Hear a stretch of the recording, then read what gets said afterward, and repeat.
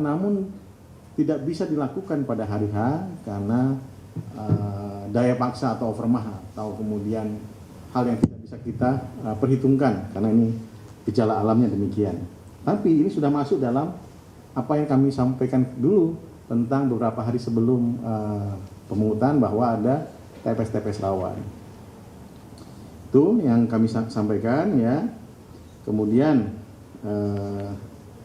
ada 1-2 laporan memang tentang surat suara tertukar. Surat suara tertukar khususnya kalau tertukar pasti bukan presiden, karena presiden nggak pernah tertukar, ya.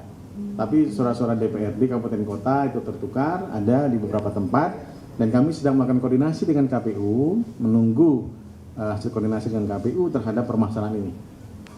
Kemudian juga Bapak Ibu misalnya nanti Bapak Ibu akan tanya ya masalah-masalah yang lain, tentu kami akan jawab. Terus ada hal terbaru ya, ini sudah dilakukan oleh teman-teman Kuala Lumpur Bapak Ibu ya.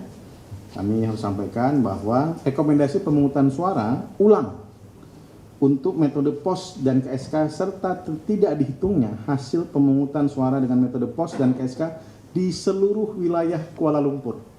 Rekomendasi Panwas Kuala Lumpur menyatakan demikian. Jadi berdasarkan hasil pengawasan terhadap pelaksanaan pemungutan suara dengan metode pos dan kotak suara keliling yang dilakukan oleh Panwaslu Kuala Lumpur beserta jajaran pengawas TPS dan KSK sejak tanggal 4 sampai 11 didampingi juga oleh saya pada saat pemungutan suara dan sebelum harinya, 1 hari sebelumnya, telah ditemukan peristiwa dugaan pelanggaran administratif pemilu yang kemudian Panwaslu Kuala Lumpur menindaklanjutinya dengan mengeluarkan rekomendasi kepada PPLN Kuala Lumpur sebagai berikut. Tidak menghitung hasil pemungutan suara dengan metode pos di seluruh wilayah Kuala Lumpur. Tidak menghitung hasil pemungutan suara dengan metode kotak suara keliling KSK di seluruh wilayah Kuala Lumpur. 3. Melaksanakan pemungutan suara ulang dengan metode pos dan surat suara keliling. Pelaksanaan pemungutan suara ulang, rekomendasi keempat, sebagaimana dimaksud huruf C, didahului dengan pelaksanaan pemutahiran daftar pemilih untuk metode pos dan kotak suara keliling. Kemudian 5, tidak menetapkan seluruh pemilih yang telah memberikan suara di tempat pemungutan suara pada saat melakukan pemungutan suara yang sudah memilih di TPS untuk tidak untuk dijadikan basis data sebagai pemilih dan tidak diikutkan dalam metode pos dan metode suara keliling, sehingga untuk menghindari terjadinya pemilih yang mencoblos 2 kali.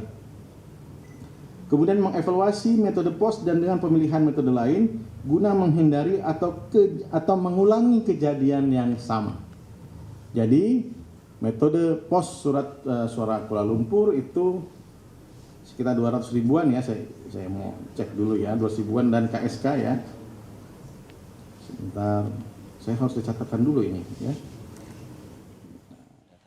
Itu tadi saudara, sama-sama kita dengarkan pernyataan konferensi pers dari Ketua Bawaslu Rahmat Bagja yang mengevaluasi pelaksanaan pemilu 2024 dan mengajak kita semua untuk terus mengawal proses penghitungan suara karena Bawaslu juga terus mengawal bagaimana proses penghitungan suara hingga ke KPU. Dan di studio